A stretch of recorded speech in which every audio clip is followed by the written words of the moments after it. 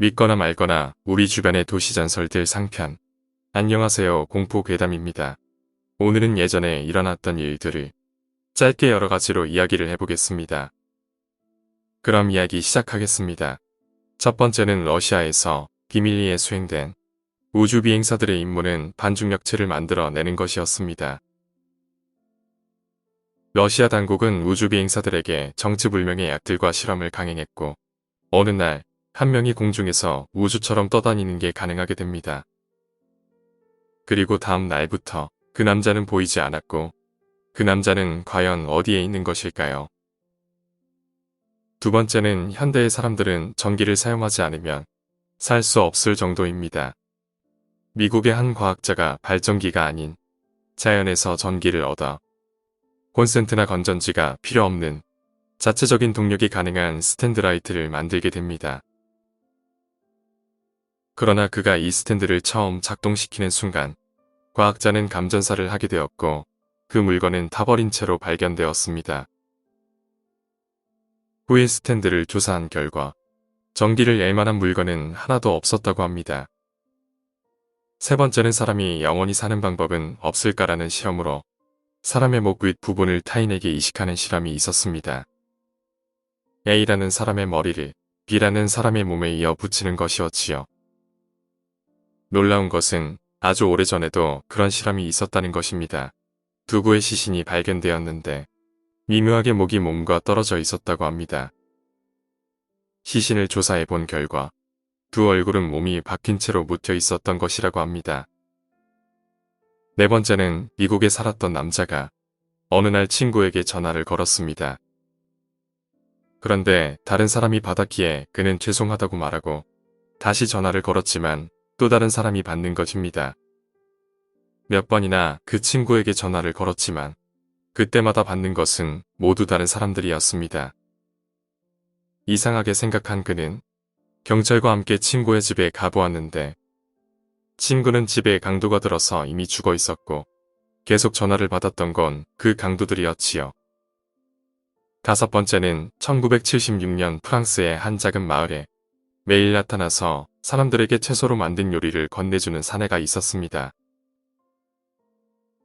그의 신원을 아는 사람은 없었으며 그가 건네주는 채소 요리는 본 적 없는 요리였고 맛 또한 뛰어나 매일 사람들은 그 사내를 기다립니다.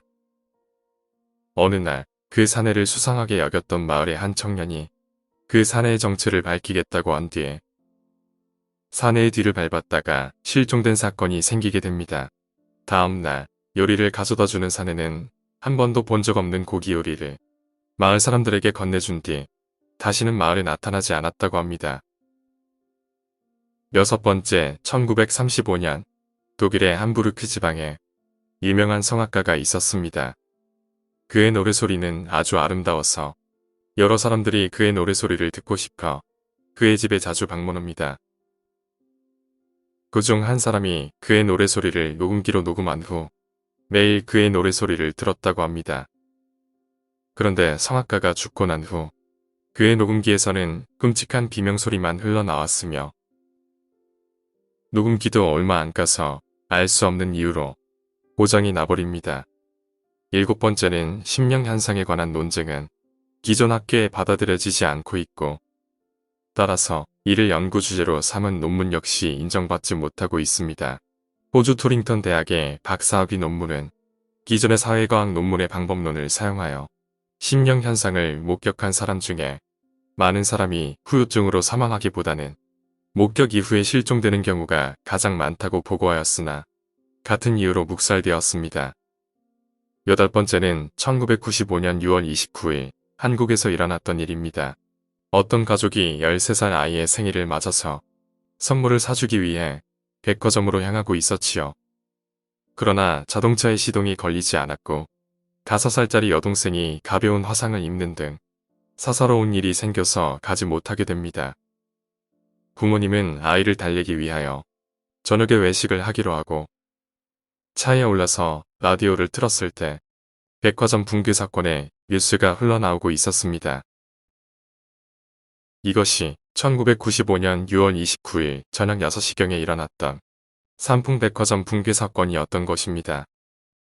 9번째는 인간이 잠을 안 자고 견딜 수 있는 시간은 일주일입니다.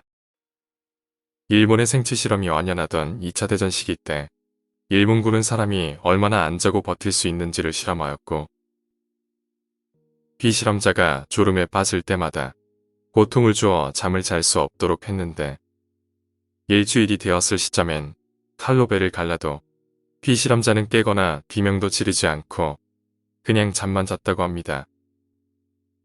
10번째로는 14세기 후반 영국의 한 도박장에는 노예를 걸고서 체스를 두었다고 합니다. 그 체스의 방식은 상대편이 각각 노예를 하나씩 걸고 자신의 말이 하나씩 죽을 때마다 노예를 불로 지지거나 물에 1분간 담궈 넣는 등 고문을 주는 끔찍한 방법이었지요. 진 사람의 노예는 사람들이 다 보는 앞에서 나체로 묶여 온갖 고문을 당했습니다. 그 때문에 도박장에는 지체 운반사가 있었을 정도였다고 합니다.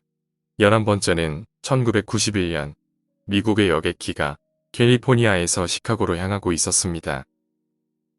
당시 여객기에는 창문이 띄엄띄엄 있는 게 아니라 긴 직사각형으로 되어 있었지요. 창문은 친구들과 격한 장난을 치고 있던 일본 남성에 의해서 유리에 금이 갔습니다. 기겁한 승객들은 물러났지만 혼란 속에서 기장과 부기장이 약간 시선을 떼는 사이에 정확히 금간 유리 부분에 버드 스트라이크가 일어났고 유리가 깨져버렸습니다. 승객들은 엄청난 기압차에 마치 블랙홀처럼 비행기 밖으로 빨려나가 전원이 사망하였다고 합니다. 12번째는 다중인격자들은 한 사람 안에 여러 개의 인격을 가지고 있는 것이 보통입니다. 하지만 실제로 사람은 누구나 다중인격적인 부분이 있으며 그 다중인격들이라는 것도 알고 보면 그냥 기분파로 볼 수도 있다고 합니다. 지킬 박사와 하이드 같은 경우는 인격이 2개인 것이 아니라 기본의 상하가 심한 것입니다. 대체 누가 정신병들에 대한 이름을 정의하며 그 병들을 만들어내고 있는 것일까요? 오늘 이야기는 여기까지입니다.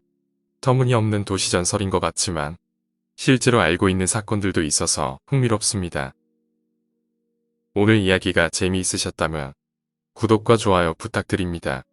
감사합니다.